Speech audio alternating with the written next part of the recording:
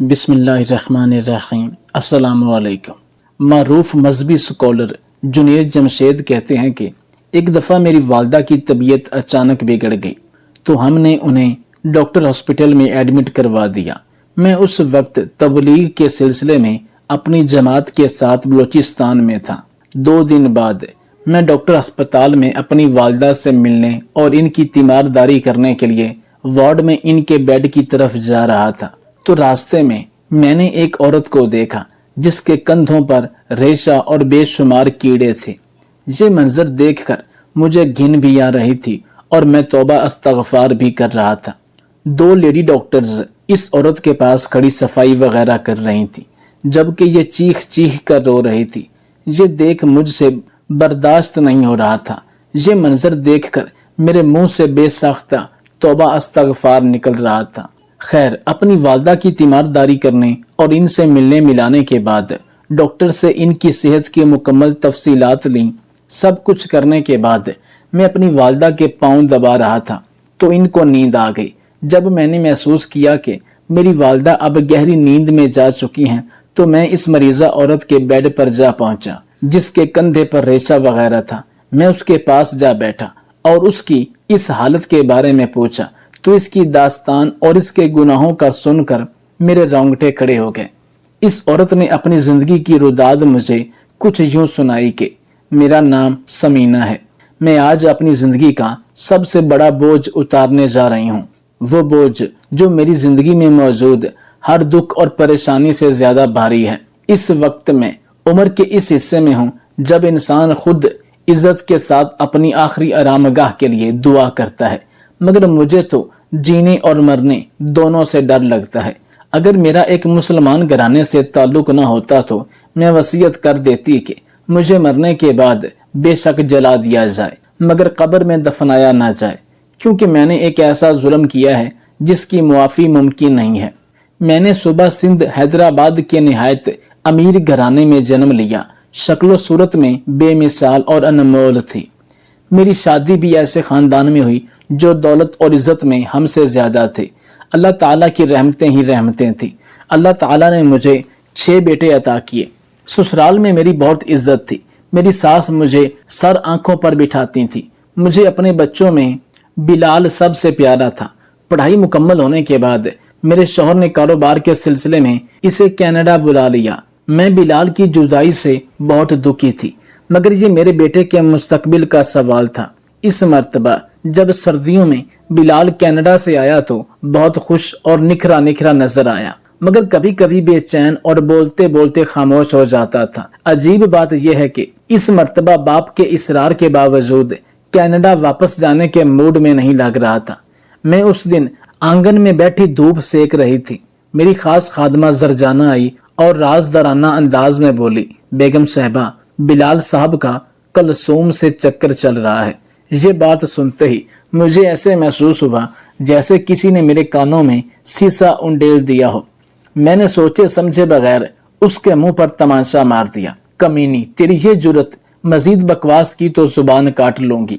मैं उसे गालियां बक रही थी। वो खामोशी से सर झुकाए खड़ी थी। उसे अपने पास खड़ा देखकर मुझे मजीद गुस्सा आया।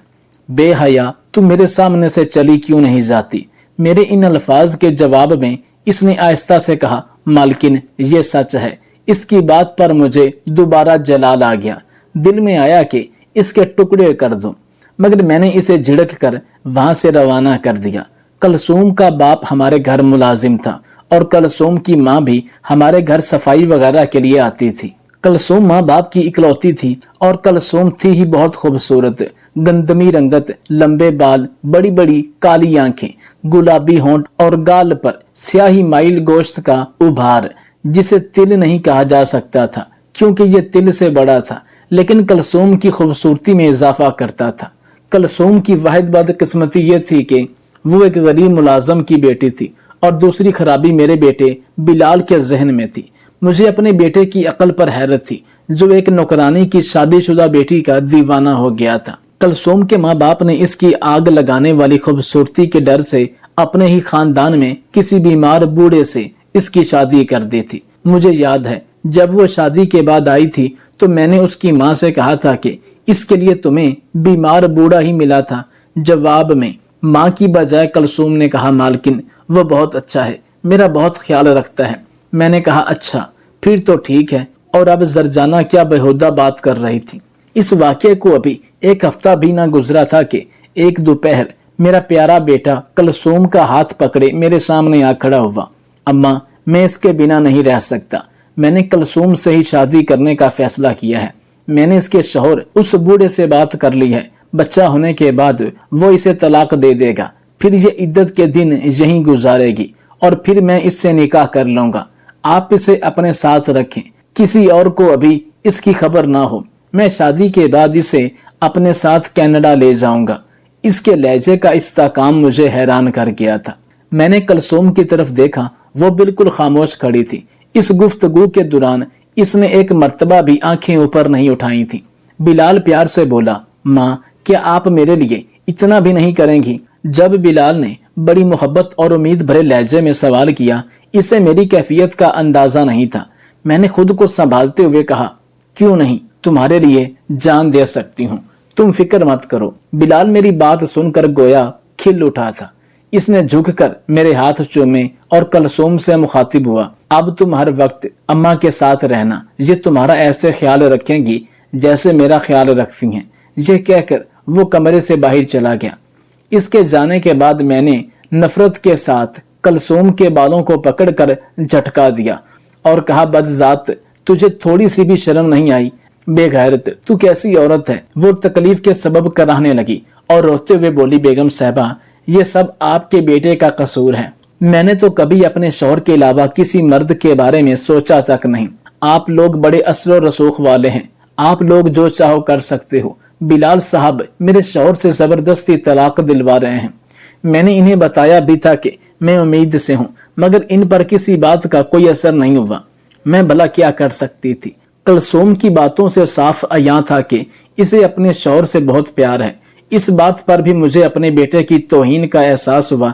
फिर मैंने सोचा कि ये फरेब कर रही है। मैंने इसे झिड़कते हुए कहा, चल बदजात, मैं तुझे फिर देखूंगी। मैंने इसे बराबर वाले कमरे में जाने को कहा। फिर मैं बिलाल के पास गई और बिलाल से कहने लगी, बेटा, तुमसे ऐसी बेवकूफी की उम्मीद ना थी। उस वक्त मैं तुम्हें इस 2 टके की नौकरानी के सामने कुछ ना कह सकी थी, मगर अब इतना तो सोचो, अगर तुम्हारे बाप और भाइयों को मालूम होगा तो वो क्या सोचेंगे? बिलाल कहने लगा, अम्मी जान, बड़े भाइयों से मैंने बात कर ली है, उन्हें कोई एतराज नहीं है, सब मेरी खुशी में खुश हैं। सिर्फ बाबा को मालूम नहीं है। उन्हें भी मैं कनाडा जाकर सब कुछ बताने की कोशिश करूंगा। उम्मीद है बाबा को भी कोई एतराज ना होगा। मैंने गुस्से में कहा, तुम्हारा दिमाग खराब हो गया है क्या? वो बदजात माँ बनने वाली है। बिलाल बोला, अम्मा, मुझे सब पता है। मैं बच्चा पैदा करने के बाद ही उसके साथ निकाह करूंगा। ये कोई बड़ी बात नहीं है माँ, मैं उससे बहुत प्यार करने लगा हूँ, प्लीज आप भी मान जाएं। मैंने कहा, तुमने भाइयों के सहारे पर इतना बड़ा कदम उठाया है और वह बदनसीब कलसूम तो अपने शौहर के लिए आंसू बहा रही है। अम्मा, वो ठीक हो जाएगी, उस बेचारी ने तो अभी देखा ही क्या है। मैं इतनी खुशियां दूंगा कि वो सब कुछ भुला देगी। बिलाल मेरे हाथों को चूमते हुए कहने लगा, मैं बिल्कुल बेबस हूँ, मैं उससे बेहद प्यार करता हूँ। उस वक्त मैं अपने बेटे से हार गई थी और कलसूम को अपने साथ रखने की हामी भर ली थी। और वैसे भी बिलाल के 5 भाई इसके साथ थे। कुछ दिनों बाद मेरा बेटा बिलाल कनाडा चला गया और कलसूम मेरे साथ रहने लगी। मैंने महसूस किया कि मेरे बाकी बेटे कलसूम का ऐसे ख्याल रखते थे जैसे वो वाकई इनकी भाभी हो। मेरी बहुएं भी इसका बहुत ख्याल रखती थी, मगर मैं हर वक्त जलती और कुड़ती रहती थी।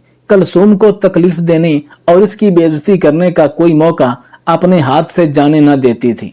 एक रात मेरी बहू ने मेरे कमरे में आकर बताया कि कलसूम की तबीयत खराब है। मैंने नफरत से कहा था, जहर दे दो उसे। वो बोली, अम्मा, आप उससे इस कदर नफरत क्यों करती हैं? इस सारे मामले में उस बेचारी का कोई कसूर नहीं है, वो बेचारी इनमें फंस गई है। वैसे भी बिलाल हम सबको बहुत प्यारा है, इसलिए हम कलसूम का ख्याल रखते हैं। बेहतर यही होगा कि आप भी बिलाल की खातर इसे अपनी बहू तस्लीम कर लें। ये कहकर मेरी बड़ी बहू चली गई और मैं सोचने लगी थी, मैं किसी भी सूरत इस बदजात को अपनी बहू तस्लीम नहीं करूंगी। मैं रोजाना कलसूम को अपने कमरे में बुलाती और खूब बातें सुनाती। वो रोती हुई चुप करके सब सुन लेती। मैं इस घर से उसे निकाल भी नहीं सकती थी क्योंकि सब की उस पर नजर थी। मुझे इससे इतनी नफरत हो गई थी कि मैं अब इसे जान से मार देना चाहती थी। इससे नफरत की एक वजह यह भी थी कि मैं अपने बेटे बिलाल के लिए अपनी बहन की बेटी किन्जा को अपनी बहू बनाना चाहती थी और कलसूम के होते हुए बिलाल कभी भी किन्जा से शादी करने पर आमादा न होता। अब यह कलसूम की बदकिस्मती थी कि जब उसे 8वां महीना लगा तो मेरे बाप का इंतकाल हो गया। मुझे फौरी तौर पर आबाई गांव जाना पड़ा। बाकी सब लोग तो 40वें के बाद वापस आ गए, मगर मैं गांव में ही रह गई। कलसूम भी मेरे साथ थी। एक दिन अचानक उसकी तबीयत खराब हो गई। वो काफी तकलीफ में थी। उस वक्त मैंने अपनी खास खादमा की मदद से कलसूम को ऐसी दवाई पिला दी जिसके असर से वो 2 दिन तक सोती रही। अपने मंसूबे के मुताबिक मैंने उस दिन दोपहर को सारे गांव में यह खबर फैला दी कि कलसूम बच्चे की तकलीफ बर्दाश्त न कर सकी और मर गई है। कलसूम के माँ बाप को बुलवाया, वो भी रोते हुए आ गई। जिन औरतों ने कलसूम को गुस्ल दिया, इन्होंने ख्याल जाहिर किया कि लड़की जिंदा है, मगर डर से खामोश रही। नमाज जनाजा पढ़ते वक्त किसी ने गांव के मौलवी के कानों में ये बात डाल दी कि लड़की जिंदा है। इन्होंने मुझसे पर्दे की ओट में आकर कहा, बेगम साहिबा, शायद ये औरत जिंदा है। मैं इसकी नमाज जनाजा पढ़ाकर क्यों अल्लाह ताला के कहर को दावत दूं? जवाब में मैंने कहा था, इस औरत का चाल चलन खराब है।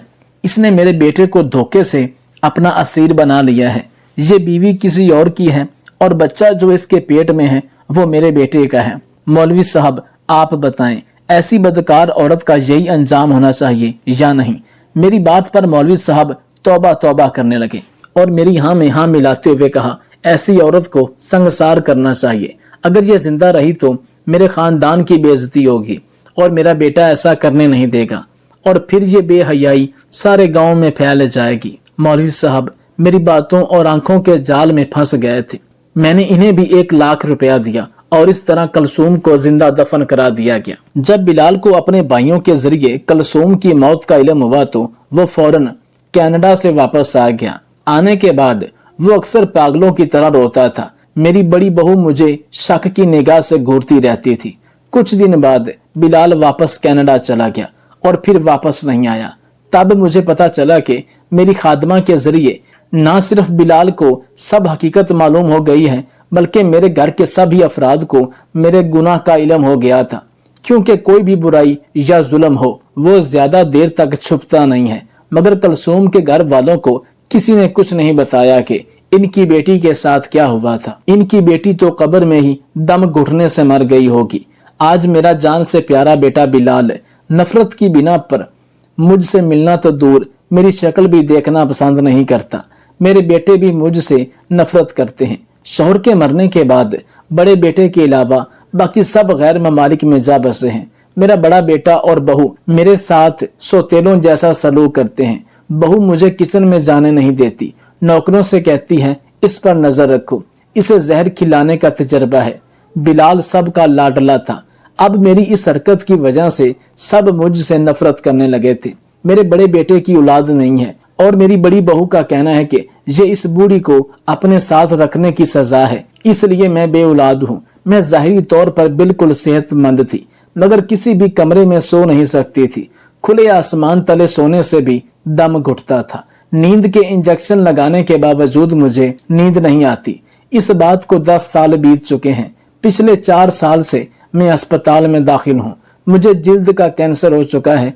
मेरे जिस्म में कीड़े पड़ जाते हैं जो मेरे गोश्त को नोच नोच कर खाते हैं। डॉक्टर जिस्म के उस हिस्से पर दवाई लगाते हैं तो वो वहां तो मर जाते हैं, मगर कुछ दिनों बाद दूसरी जगह पर निकल आते हैं। मैं मौत का इंतजार कर रही हूँ, मगर मौत भी नहीं आ रही। मुझे कोई भी मिलने नहीं आता। दिन रात तौबा इस्तगफार पढ़ती हूँ, रो रो कर अल्लाह से मुआफी मांगती हूँ कि मेरे अल्लाह मुझे मुआफ कर दे, मगर ये गुनाह बहुत बड़ा है। जुनेद जमशेद कहते हैं कि वैसे भी अल्लाह ताला फरमाते हैं कि मैं अपने हक को मुआफ कर सकता हूँ, मगर अपने किसी बंदे के साथ किया हुआ जुल्म मुआफ नहीं करता जब तक वो बंदा खुद मुआफ ना कर दे। फिर वो औरत बोली, मगर मैं मुआफी मांगने के लिए कलसूम को कहाँ से लाऊं? मैं हाथ जोड़ के आप सबको एक पैगाम देना चाहती हूँ। باز آ جاؤ اس طرح کسی پہ ظلم کرنے سے۔ اگر کوئی میری طرح کسی پر ظلم کر رہا ہے تو خدا اور اس کی لاٹھی بے آواز ہے، اپنی دنیا اور آخرت کو تباہ ہونے سے بچا لو۔